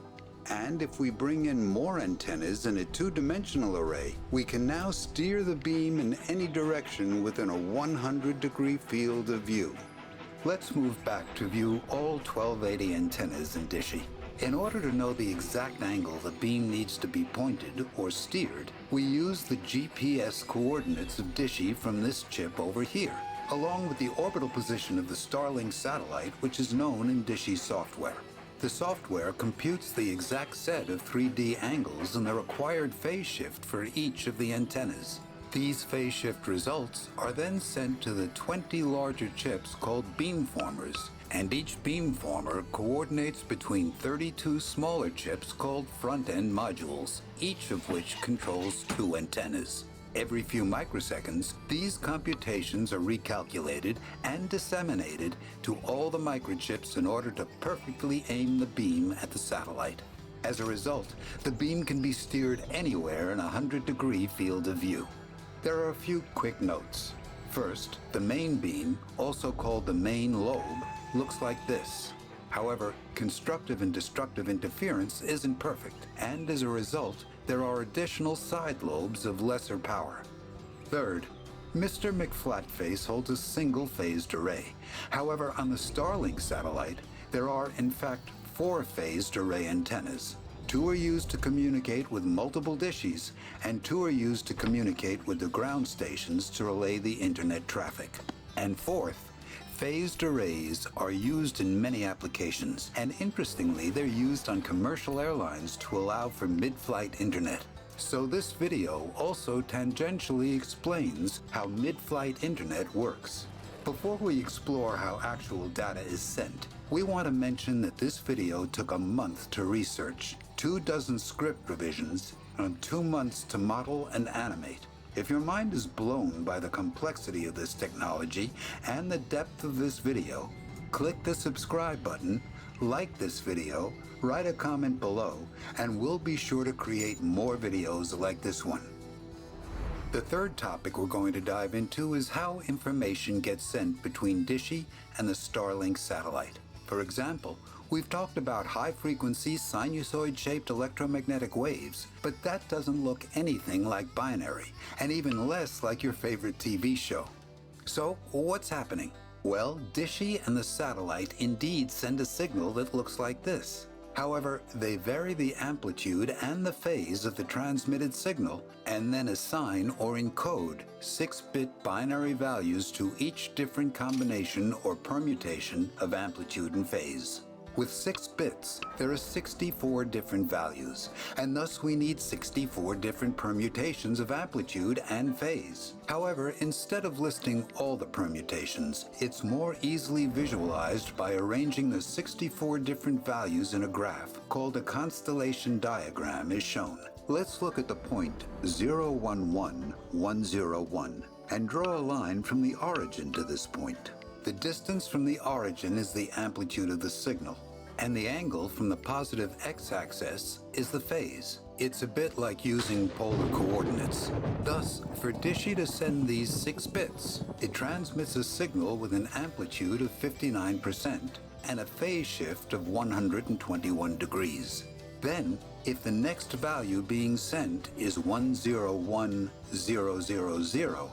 the signal switches to an 87% amplitude or brightness and a 305-degree phase shift.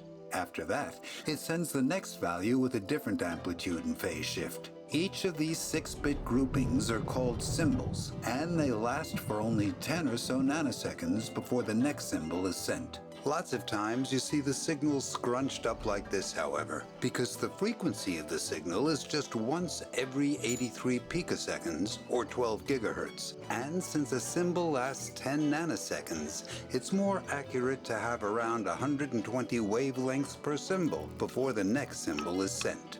Because we're dealing on the order of pico and nanoseconds, that means that we can fit 90 million 6-bit groups or symbols, resulting in 540 million bits per second. However, note that this data transfer is shared between download and upload. Since this particular antenna can't transmit and receive data at the same time, about 74 milliseconds of every second is used to send data from Dishy to the Starlink satellite, and 926 milliseconds is used to send data from the satellite down to Dishy. And for the sake of reducing latency, these time slots get distributed throughout a single second instead of grouping them all together. This technique of sending 6-bit values using different variations of amplitude and phase is called 64 QAM, or quadrature amplitude modulation, and is more complicated than we discussed, but let's not get sidetracked. Now that we have a stream of millions of 6-bit symbols yielding hundreds of megabits of data per second, in order to turn it into your favorite TV show, we use the Advanced Video Codec, or H.264 format. You can learn more about that in our video that explores image compression, shown here. I'm sure you have many questions, and by all means put them in the comments below. But before we finish, let's clarify 2 things. First, the scale of practically everything in this video is off. Here's the correct scale of Dishy and the Starlink satellite. However, Dishy is 550 kilometers away, which we can't correctly show. In stark contrast, the emitted electromagnetic waves are only around 2.5 centimeters apart, and thus between Dishy and the satellite, there are around 22 million wavelengths, which is many more than the few waves that you see here. Additionally, in this animation, we're showing the wavelengths slowly making their way up and down, when actually it only takes around 2 milliseconds for an electromagnetic wave emitted from Dishy or the Starlink satellite to reach the other. The second clarification is that we disproportionately show Dishy emitting electromagnetic waves and sending them to the satellite. In reality, the satellite dishes more frequently in receive mode, and the steps and physics of receiving an electromagnetic wave are similar to emitting one, just in reverse. That's pretty much it for how Starlink and Dishy send data to each other. The original script for this video was over 45 minutes long, so all the details that were cut got thrown in the creator's comments found in the English Canada subtitles. Thank you to all of our Patreon and YouTube membership sponsors for helping to make this video. Also, thank you to Colin O'Flynn at New AE Technology for lending us a Starlink Dishy PCB for imaging and research. This is Branch Education, and we create 3D animations that dive deep into the technology that drives our modern world. Watch another Branch video by clicking one of these cards, or click here to subscribe. Thanks for watching to the end.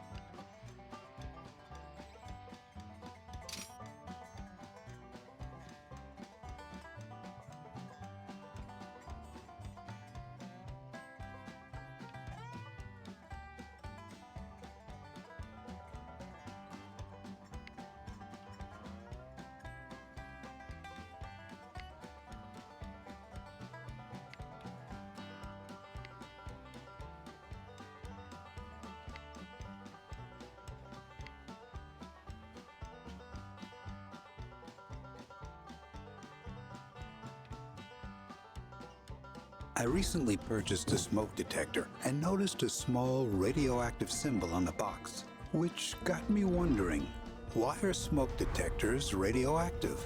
Well, in this video, we're going to explore the inside of this smoke detector, see how it works, and understand how radioactive decay is used to detect smoke. Also, stick around until the end, where we'll discuss two related topics or branches, how Geiger counters work, and why atoms with high atomic numbers are counterintuitively small. This video is sponsored by PCBWay. More on them later, but for now, let's jump right in. When we open up the smoke detector, we find a number of components.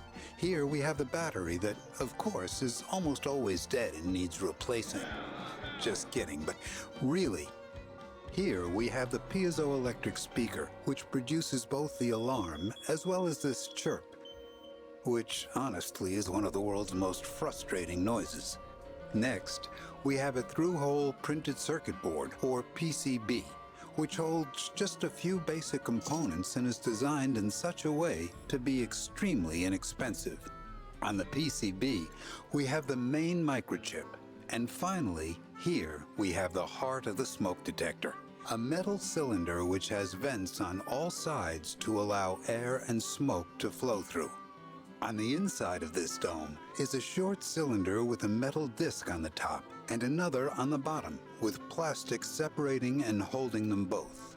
In the center of the bottom disc is a small weld containing 300 nanograms of the isotope Americium-241, which is radioactive and thus requires this symbol on the packaging.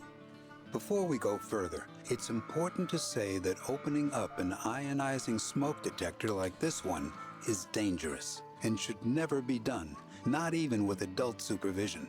Americium is, as we mentioned, radioactive, and while it's inside the metal cylinder, it's perfectly safe. But outside, it's very dangerous, especially if inhaled or ingested. We take it apart, so you don't have to.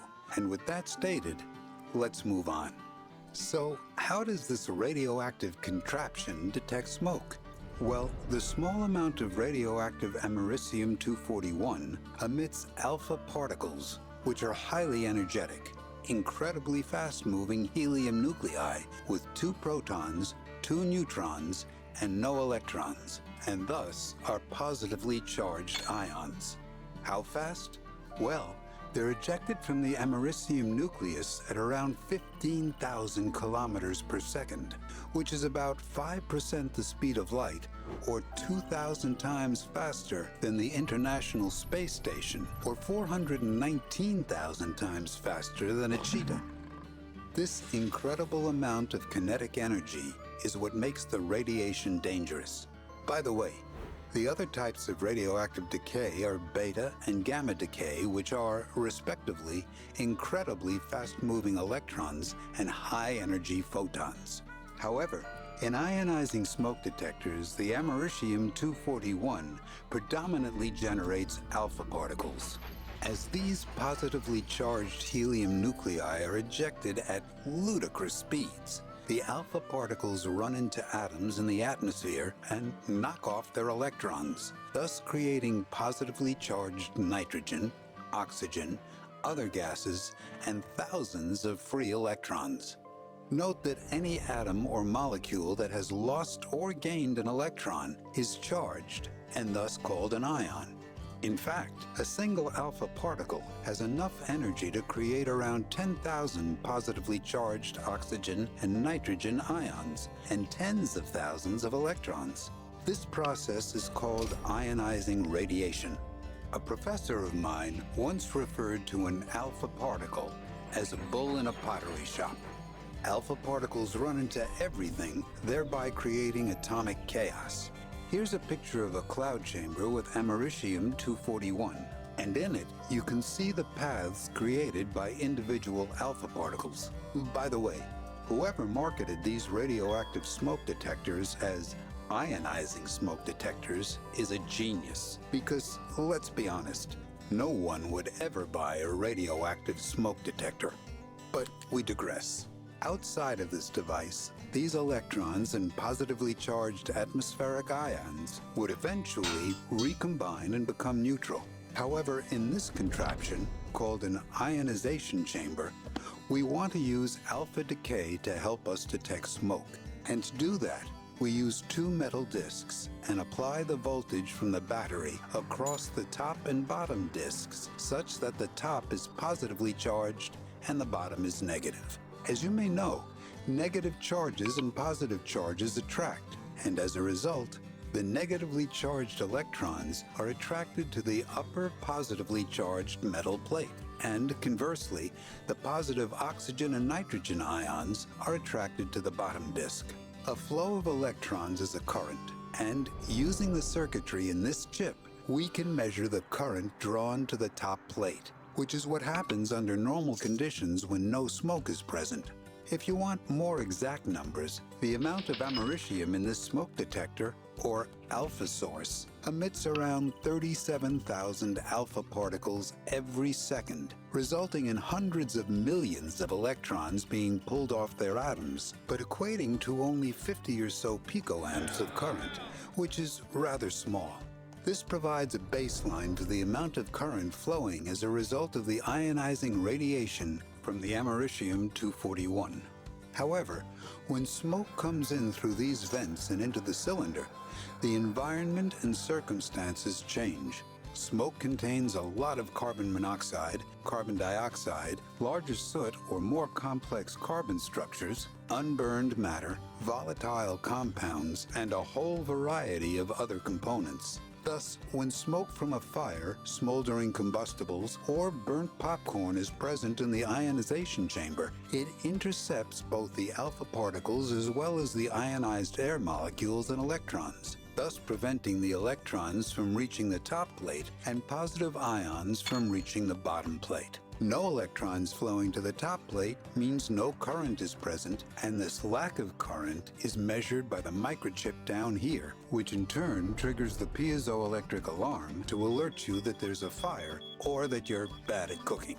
Alpha particles are used in this application because of the three types of radiation, alpha, beta, and gamma.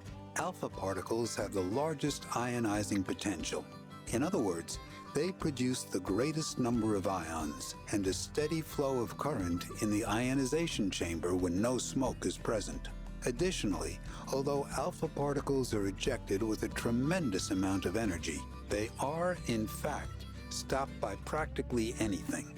This is because they're helium nuclei, which are much larger than either the beta or gamma particles. Just a few centimeters of air, a thin piece of plastic, or a few layers of skin cells are enough to stop alpha particles. However, gamma particles, or photons, are more dangerous because they're able to travel much further and through much thicker objects, and only dense metals like lead or layers of concrete can stop them. And beta particles can travel through skin, but just a thin sheet of aluminum can stop them. So, let's answer three potential questions you may have. Why is americium-241 radioactive? How is it produced? And finally, are there other types of smoke detectors? Well, americium-241 is down there on the periodic table. It has 95 protons and 146 neutrons in its nucleus, and 95 electrons in its shells. You're probably familiar with the idea that like charges repel each other. Well, here we have 95 positive charges and a bunch of neutrons all glued together by the strong nuclear force. However, the repulsive forces of these 95 protons and their ratio to neutrons makes the nucleus unstable, and as a result, it has a probability to repel 2 neutrons and 2 protons, and thus turn into neptunium-237. In this smoke detector, we have 300 nanograms of americium, which equates to around 750 trillion atoms. And over the course of 432.2 years, that number will have decayed into 375 trillion atoms of americium-241 and 375 trillion atoms of neptunium-237. By the way, Neptunium-237 is also radioactive and emits alpha particles, but because it has a more stable ratio of protons to neutrons, it has a half-life of 2.14 million years. So then, let's move on to the second question. How is Americium-241 produced? Well, rather interestingly, it's generated in nuclear power plants with the neutron activation of plutonium-239 and 240 into plutonium-241, and then plutonium subsequently emits beta particles and decays into americium-241. That means that all ionizing smoke detectors have some material that come from a nuclear reactor. By the way, this americium is in the form of americium oxide and has a thin sheet of gold on top for safety reasons. Each smoke detector has such an incredibly small amount of americium that a single gram generated from a nuclear power plant can produce tens of thousands of smoke detectors or more. Finally, is there another way to detect smoke? And the answer is yes. The other most common way to detect smoke is using a photoelectric sensor, or light. But there are a variety of ways in addition to these two methods. Photoelectric smoke detectors have an LED on one side of a chamber and a sensor on the other side. However, in this chamber, the light doesn't have a direct path through and thus can't reach the sensor. Additional pieces of plastic are added to the chamber to make it such that even reflected light can't reach the sensor. However, when smoke is present, the particles of smoke deflect the light from the LED, dispersing it in the smoke, and thus the sensor can see a fraction of the light, which triggers the smoke alarm to go off. There are a number of pros and cons to each design of smoke detector. We're not going to cover them here, but if you want, you can read the Wikipedia articles. Two quick things. First, smoke detectors save lives.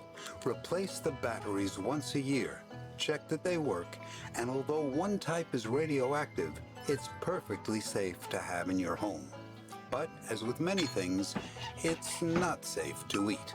Second, in our explanation, we simplified the circuitry of the smoke detector's ionization chamber. In reality, the top metal cylinder is also an ionization chamber, and the circuitry senses the voltage of the middle disc and compares the ionizing activity in the top chamber to the reference ionizing activity in the bottom chamber in order to know when smoke is present.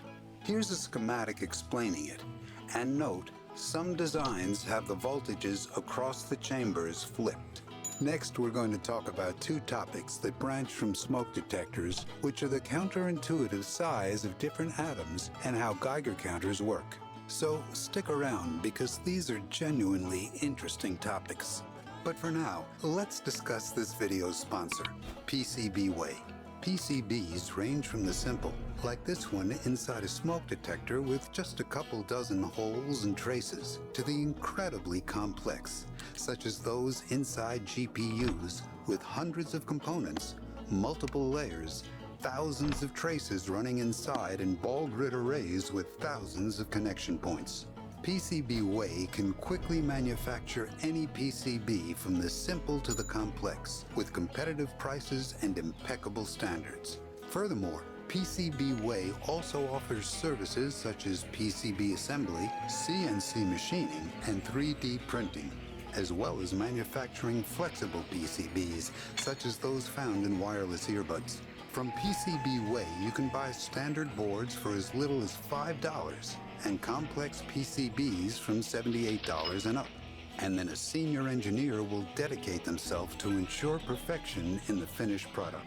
Additionally, you can have boards assembled for as little as $30, and you'll work directly with PCBWay's engineers who can send pictures throughout the assembly process. Take a look at PCBWay's website using the link in the description below. Okay, so let's quickly talk about two branches related to smoke detectors: atomic size and Geiger counters. As you may know, atoms are incredibly small. But do you think that as the atomic number increases, the size of the atom also increases? Well, let's check. Here's sodium with 11 protons, and here's americium with 95 protons. When we look at the atomic radii based on empirical measurements, sodium is in fact larger than americium. This is rather counterintuitive because you would think that as we add more protons, neutrons, and electrons, the size of the atom would correspondingly increase. So why is sodium larger than americium? Well, it has to do with the fact that positive charges and negative charges attract with a tremendous amount of force. For example, if 1 gram of pure protons were placed 100 meters away from 1 gram of pure electrons, the positive charges and negative charges would attract one another with 1,500 trillion tons of force, which is equivalent to the force of 440 billion Saturn V rockets. Rather unimaginable, huh? A similar force occurs in an atom. In americium, there are 95 protons, and they hold on to these 95 electrons so tightly that the radius of an americium atom is only a tiny bit smaller than the size of sodium. Here's a 3D representation of the periodic table, and the height of each element shows how large each atom is. The size jump in atomic radius from, for example, argon to potassium is a result of the increase in the number and configuration of electron shells, whereas the increase in radius down each column is due to the inner shells of electrons repelling outer shells. And the decrease in radius from left to right is due to the attractive force between the protons in the nucleus and the electrons in the shells. One interesting note is the americium-241 is slightly smaller than sodium, but has almost 11 times the number of protons and neutrons, and due to this, americium is 14 times the density of sodium. This trend in density applies to many other elements as well. In fact, here's osmium. It has a rather small atomic radius and is the densest of all the naturally occurring elements. To finish up this episode, let's briefly branch out to Geiger counters. In short, Geiger counters' fundamental principles are similar to smoke detectors. In this tube, we have an ionization chamber. Radiation enters through this window made of mica and knocks off electrons from the gas, typically argon. We apply positive voltage to a central rod and then negative voltage to the surrounding cylinder. And as a result, the ionized argon travels towards the negatively charged wall, while the electrons travel toward the central rod. The voltage used is much stronger, at around 500 to 1,000 volts, and this higher voltage creates an avalanche of ionization, which is required to detect beta particles, as they don't have nearly as much ionizing potential as alpha particles. Then we measure the current. And when there's a spike in current, that means some radiation particles entered the window and ionized some gas in the chamber. There are a lot of other design elements to Geiger counters, but because the fundamental principle is similar to smoke detectors, we thought it interesting to mention. That's pretty much it for smoke detectors, atomic sizes, and Geiger counters.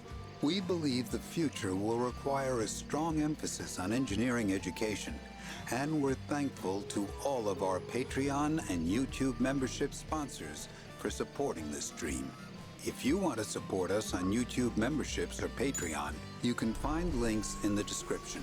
This is Branch Education, and we create 3D animations that dive deep into the technology that drives our modern world. Watch another Branch video by clicking one of these cards, or click here to subscribe. Thanks for watching to the end.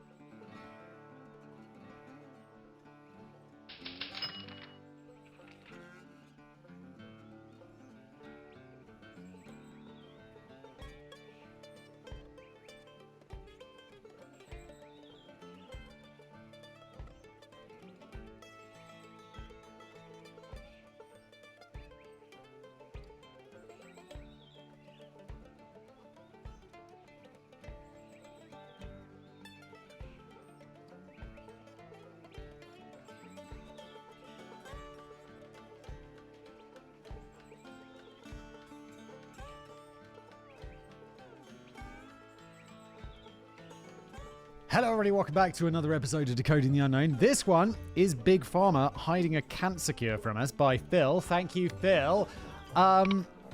This one is like one of those ones where it's like, yeah, I mean, when you put it as like super simple, it's like, yeah, obviously, like curing diseases is not as good for business as treating diseases. So you'd be like, well, it kind of makes sense that they're just like focus on stuff that we need like over the long term and to draw this stuff out rather than just like, boom, and your cancer is gone. So it's like one of those ones that feels like, yeah, there's a logical reason for it, but I imagine it's completely untrue. Anyway, let's see what Phil has to say because he wrote it. Let's go.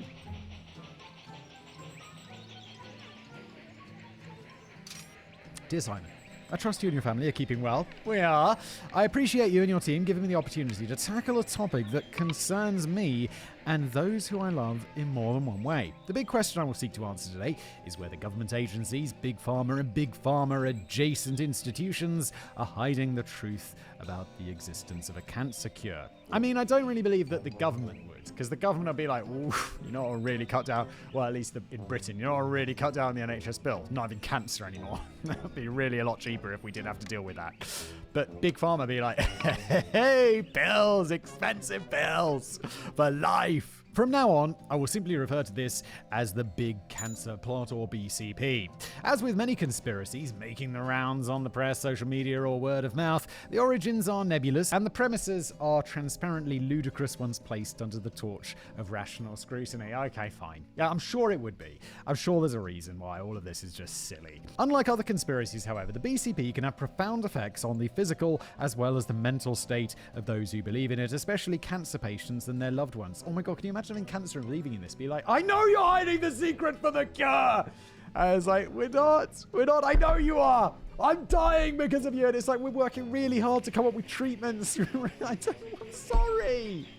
It would be undoubtedly powerful to quote an array of peer-reviewed papers assessing the magnitude of these effects on a statistically significant number of individuals. But, dear Simon and audience, allow me to quote an equally powerful single piece of literature, a two-paneled comic by therapist and cartoonist Max Muhorter for his series Cancer Owl, which he describes as comics about getting cancer and surviving it, where I draw myself as an owl. Okay. The comic titled Conspiracy is introduced by this caption in the first panel. What you might say to a cancer patient. In the panel, a big anthropomorphic dog dressed as a hippie questions the titular owl on whether he still allows Big Pharma to poison him. The dog patronizes the owl, advising him to eat buttloads of turmeric and drink alkaline water. But pharma companies obviously keep the miracle cure a secret so they can get rich off drug sales. The second panel is introduced with the caption, what a cancer patient probably hears. The previous situation is repeated, but now the hippie dog's body language shows open contempt towards the owl, and the dog does not mince his words, accusing the cancer patient of being a fool. How dare you trust decades of scientific peer review and empirical evidence over random blogs written by people with no credentials over the internet? Yeah, it's like, this is the whole conspiracy theory thing in a nutshell though, isn't it? It's like, yeah, why would you believe the evidence when there's crazy people online to believe? Also, you might be wondering, well, Simon, why aren't you showing the comic if you're watching on YouTube? Why isn't the comic on screen? Why are you describing in such depth? And I'd be like, because comics are like famously, I don't know if it's this comic, maybe not, but there's a comic I came across in the past and they're like famously hot on like, you can't show it at all. And it's like, but it seems fine. And they're like, no! It's like, okay, fine. That's why we're not showing the bloody comic. I'm sorry. I don't want to get a copyright strike. That's about as much. The owl's head appears topped by a dunce hat, and the poor bird I really down prefer in shame. 2 over 3. And therein lies the malicious risk of the Or BCP I guess I could just try a different map. If but these messages are repeated often and convincingly enough, patients who are yet to experience the positive results of their current therapies if you did tune may in, feel thanks like for watching. foolish And if sheep you have any and decide to suggestions, switch to leave an them in unproven, a untested, unapproved create a alternative clip treatment. and leave it in the Or even title. worse, recently And, diagnosed I'll see patients you may before decide to next eschew stream, science so, altogether, yeah, thanks. opting for Have fad yourself a good one. cures. Uh-oh, don't do that. Like cancer.